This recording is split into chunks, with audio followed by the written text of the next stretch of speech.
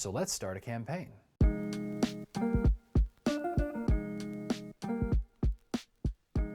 Hello and welcome everybody. My name is Joe and welcome to Tabletop Theory, where we talk about things like counseling theory, educational theory, role-playing games, and how all of those things mixed together can help you have a lot of fun. Welcome to the very first episode of what will hopefully be an ongoing series about building a campaign in Dungeons & Dragons 5th edition.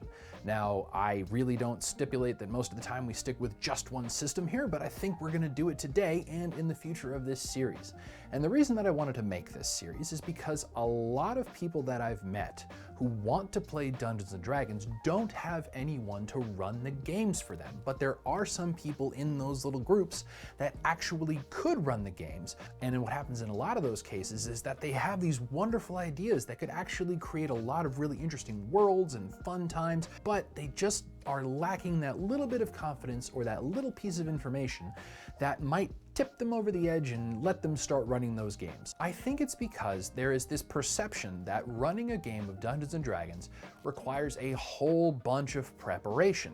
And that level of preparation and building everything in advance before the players actually get to the table is so daunting that the people that could be running these games just look at it and say, to hell with it, I'm not doing it. I don't have the energy for it, I don't have the time for it, I don't have the creativity for it. But I'm here to tell you that none of those things are true, because anybody can be a good dungeon master. When you're starting to think about what it would take to create your own game, you start to maybe think about things like the land, the people, the gods, the calendars, the magic systems. All of those different things can start to build up and stack up on top of each other to the point where it's just not worth it. You don't feel like you're ever going to be able to put enough things together in order to run your first game. So what's a new GM to do?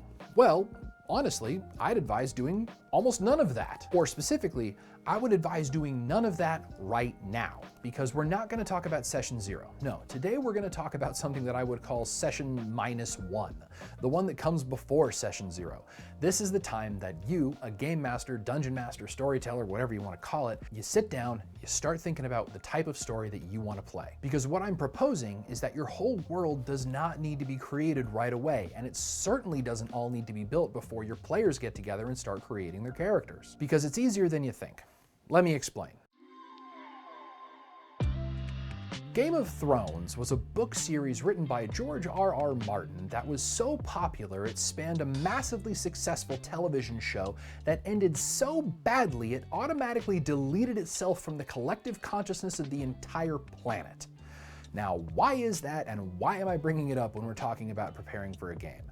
Well, there's a very specific reason, and that reason has to do with the differentiation in terms of narrative description, namely plot-driven versus character-driven. In the very beginning, the long ago, when George R.R. Martin actually started writing these books, most of the things that happened inside of the Game of Thrones books were based around the characters and their interactions with the world around them. The characters were the main drivers of everything that happened inside the story. When the television show was created, the TV show followed the books roughly, unless you don't count Lady Stoneheart, until the television show caught up to where the books were. After season 5 of the show, the producers saw what they had on their hands, a cash machine. So instead of waiting for George R.R. Martin to finish the books, what they did was pretty much what any Hollywood producer would do. Grab the cash and try to make as much of it as possible while using what little source material they had to actually finish the story. Fans be damned, it ended terribly. When that shift happened around season 5, the show went from being a character-driven story to a plot-driven story. And in my opinion, that's where everything fell apart. The plot-driven parts of the show had the characters reacting to things that they really didn't have a lot of interaction with happening to them. I'm looking at everything that happened north of the wall. So put another way, character-driven stories are about internal struggles, and plot-driven stories are about external struggles. Now, why am I bringing this up, and what does it have to do with preparing a game? The biggest difference to me between running a game and creating a game is that difference between plot and character driven. In Dungeons & Dragons, or Pathfinder, or Shadowrun, or Star Wars, or Starfinder, or whatever you want to do, there are a lot of pre-written adventure paths, and those are great. They're actually a lot of fun to run, and if you're an experienced GM, you probably understand the benefits of picking up a pre-planned adventure module gives you whenever you actually don't have a lot of time or emotional or intellectual energy to build your own world. They're really, really helpful. But for those rare masochists like myself that really enjoy building their own worlds, the difference between an adventure path and a homebrewed world is that same difference between character-driven and plot-driven. When you're dealing with something like an adventure path, most of the time, all of the different big bad guys, conflicts, climaxes are all built into the story. When you're building something like a homebrew world, at least when I build something like a homebrew world, I try to get a better understanding of who my characters are and who my players are before I actually start to plot anything out. Because if you're actually going to be running your own game, you need to make that distinction for yourself. You need to figure out what kind of game you're going to run. Now, that's not to say that any one or the other is better or worse. Game of Thrones aside, character-driven and plot-driven narratives, there's nothing wrong with either of them. You need to decide which one is the most comfortable for you. But I'll be honest here, I'm going to spend a lot of time in this series talking about the more character-driven aspects of running your own game because I feel like that, at least for me, is always a lot more fun and a lot more rewarding for my players. For pre-written adventure paths, something like Curse of Strahd is actually really, really great. All the work's been done for you. All the plot's there, all the character development's there for the big bad guy, the climax is there, all of the fetch quests are there, and the conclusion is already written out, and it can actually be achieved by a multitude of different means. Curse of Strahd is wonderful, and eventually I might actually do a whole workup on that book because I love it. But if you're homebrewing your own campaign, you need to think about a few things. At least I do. I need to think about, do I have a story? If you do, what is it about? If you don't, what kind of story do you want to create? Is it going to be one about espionage, high magic, low magic, war, smuggling, thieving? All of those different things and many, many others are wonderful ways and wonderful topics to actually base your campaign around. And if you can answer the questions about what kind of story you're trying to tell, it's going to help you to narrow down your focus whenever it comes time to actually start to homebrew your campaign. So what do you as a game master need to have prepared before your players sit down to create characters and before we even get to session 0? Because remember, we're at session -1. My first instinct is to tell you to prepare nothing. This is what I do. When my players sit down and it's the start of a new campaign and it's homebrewed, I have nothing prepared. I'm incredibly lazy. Most of the time, if my players need to ask me questions about what type of world they're playing in, I will literally make it up on the spot, write down what I said, and craft everything around that. Don't be like me. The other part of that is I realize it's a huge ask for a lot of people, and it creates that same level of being overwhelmed and anxiety of creating a game and trying to run it for your players. If you don't have anything prepared, how can you possibly feel prepared to run a game? I've been doing this for a long time. Maybe you have too. If you haven't, it's okay. Don't do that. Listen to the actual advice that I think might be helpful to you. So initially, and at least in my experience, oftentimes players really want to know at least a little bit of information about the world that they're going to be playing in. And sometimes they might even want to know what type of campaign that they're playing in. But more often than not, they don't necessarily care about the type of campaign, they care about where the campaign is going to be starting. And in the cases where I do have players that want to learn a little bit more information, this is what I want you to do. I want you to go back and think about the ecological systems theory idea that I talked about in that video. And instead of going and focusing on the very small details of the individual characters that their players are going to be interacting with on NPCs, I want you to start by thinking about the two largest systems inside ecological systems theory, the chrono system and the macro system. I need to double check that because I don't remember if I used the right words. Hold, please. Yep, got it right. Chrono system, macro system. Chrono system starts with the things that have happened over a long period of time. Now, this doesn't have to be anything super detailed. You don't need a massive history. What you do need is a little bit of information about big global shifting events that probably happened within the last, 200 years. The thing is, these have to be big global spanning events, nothing small. Was there a whole series of wars? Was there a massive conflict between gods? Was there a volcano that erupted? The reason that this is important is because it gives your NPCs that your players will eventually interact with a set of common knowledge and set of common parameters that they can refer back to. Now, it doesn't necessarily even have to be related to the plot, but in my experience, having those little pieces of information that are about big global events or big local events that have happened, about a king being dethroned or a volcano destroying a castle, are things that, for the most part, NPCs that your players are going to be dealing with will probably talk about. And those things are probably going to give you a frame of reference and a frame of information that your players are going to start to learn about as they start their very first sessions. And the other thing about that is, if you know what those big global events are, that can help you understand what happens next inside of the macro system. The macro system deals with cultural norms, deals with societal norms, deals with religious norms, deals with ethical norms. All of those different types of normal behaviors and practices inside of the society that you might want your campaign to be starting in are important for you to know. And oftentimes, it doesn't need to be anything that crazy. You can actually just try to create something that roughly approximates medieval Europe, or medieval China, or medieval Japan, or medieval whatever. All of those different societies have plenty of information that you can go out and read about on Google. Go look up ancient Egypt, learn about how they dealt with different types of their culture, because those pieces of information on a macro level, a societal level, are going to help to inform the information that you're going to give to your players.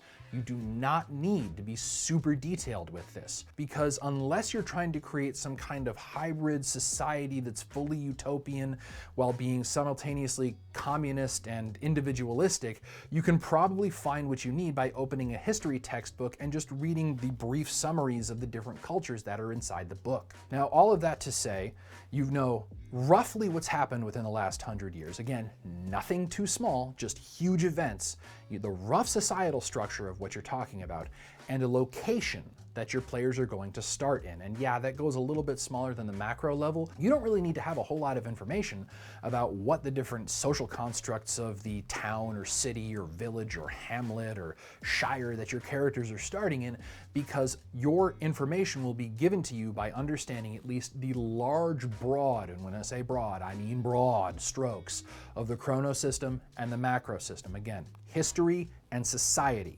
nothing smaller at this point. Now, the last pieces of information that you're going to need are what type of rule book you're going to be using, and if there are any pre-existing prejudices against any type of class or ancestry. And the reason that that's important is because if your society has some kind of pre-existing prejudice against, I don't know, Dragonborn, for example, and you have two players actually create Dragonborn characters, and you expect that when they enter the game in this type of town that has pre-existing prejudices, and they don't know about it, it can really sort of pull the rug out from under them and maybe make the experience one that they didn't expect and may not end up enjoying. It's happened to me in the past, and it's one that I don't really enjoy happening. That doesn't mean that you shouldn't have any kind of strife based along the idea of race and ancestry in your game. I think that those ideas are compelling and worth examining, but you should definitely tell your players if you have any levels of expectations of fear or prejudice or bigotry against certain types of characters. And it's not just ancestries, it could be classes too. Maybe wizards are looked down upon, maybe barbarians are feared, maybe magic users in general are just seen as unholy in this particular society. Those types of prejudices are really important to point out to your players. And the final piece of information that you need to have prepared for your players, other than chrono system, macro system, prejudices, are the specific type of rule book. If you have pre-existing ideas of what type of rule book you can use, for example, the player's handbook. If the player's handbook is the only rule book that you're allowing, i.e. you can only use ancestries from that book and you can only use classes from that book, that's important information to give your players. Not to say that you can't be flexible about it, but just to give people a starting point, because Dungeons & Dragons has a crap load of ancillary books that provide a lot of really interesting information.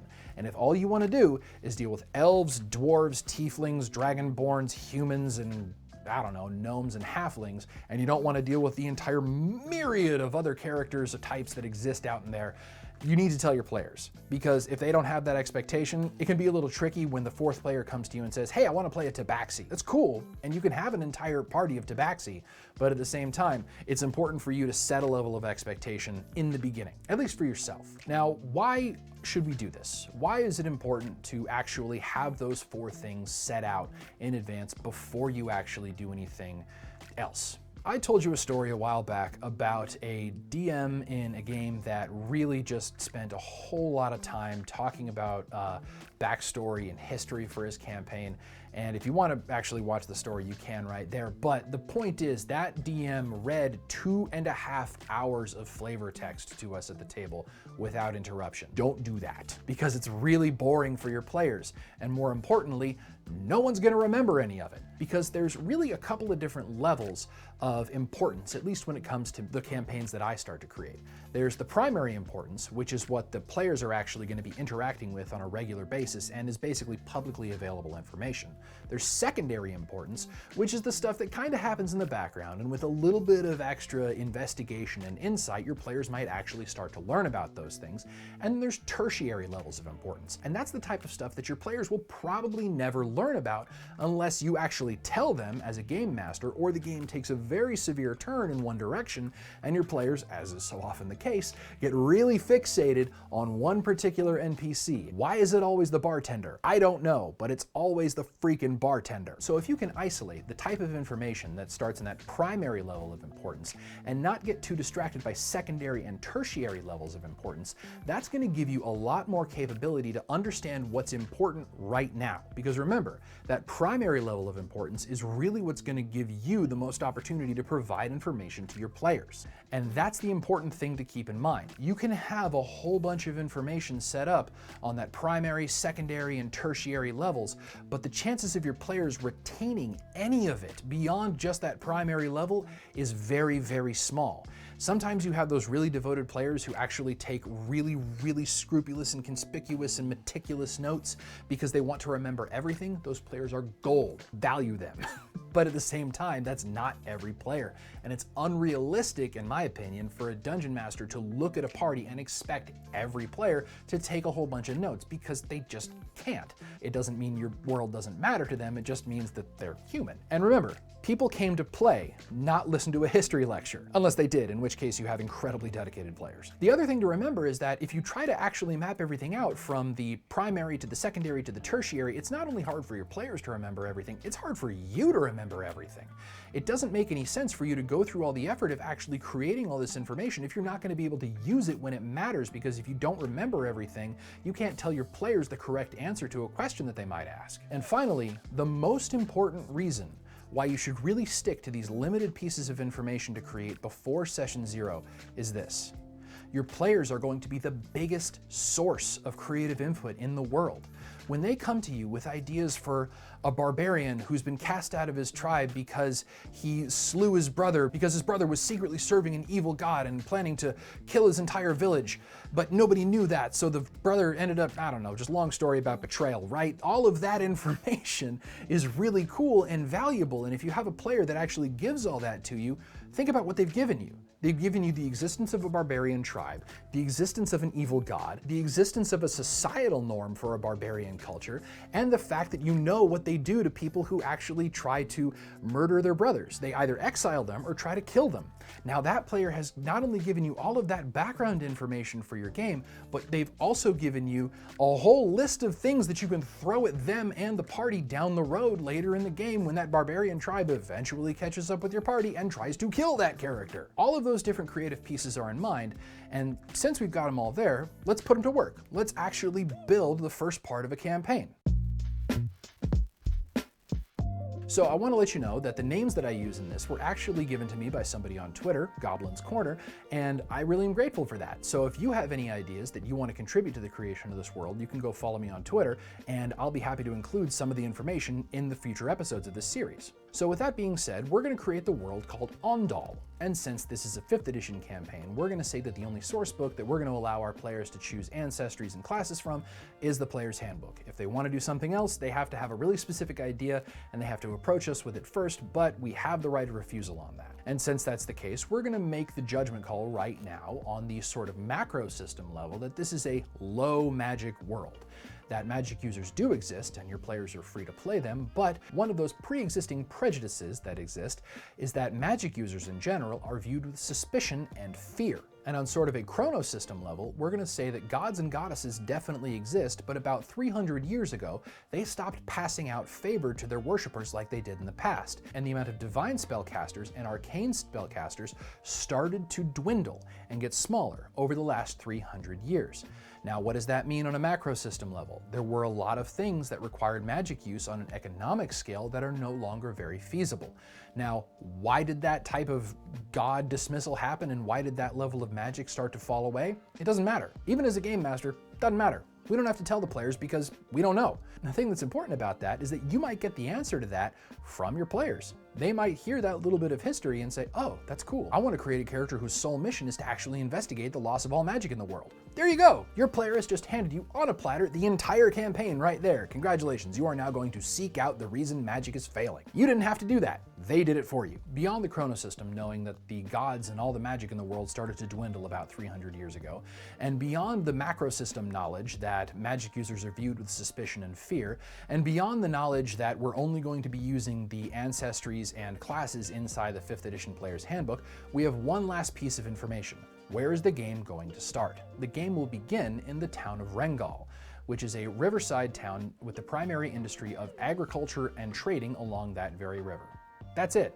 If you want to know more about it, then your players will ask you about it, and you can very easily put something together. Well, who's the ruler of that town? There's a lord. Okay, what's the lord's name? Jim. Those small little pieces of information don't have to be put together before your players ask that piece of information. Once you know what your players' priorities are that we'll cover in session 0 in the next episode, that's when you can start to develop all of that primary information. But the last thing that I would say is that whenever you actually have your players sitting and trying to create those characters, don't forget to ask the 5 important questions that I talked about all the way back in my very first video. And those questions are, why are they adventuring? Why are they on a team? Why are they leaving home? Why are they willing to put themselves in danger? And what are their goals?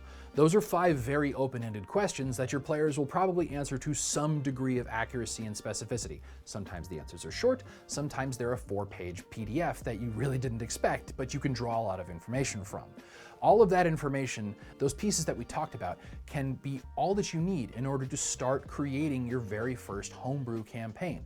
And honestly, I've used that formula several times to great effect over the decades because it doesn't put all of the extra effort on you as a storyteller. What it does is it gives your players just enough information to get started being creative and then provide you some characters where the real world building can occur. Because in my opinion, when you have characters that are directly influential in the creation of the world around them, not only is it more fun and easier for you as a game master, it's a lot more fun for your players because all they had to do was create characters and boom, they're instantly transported into the universe because you didn't build anything without them. All you did was wait for them to create the characters and poof, they're already part of it.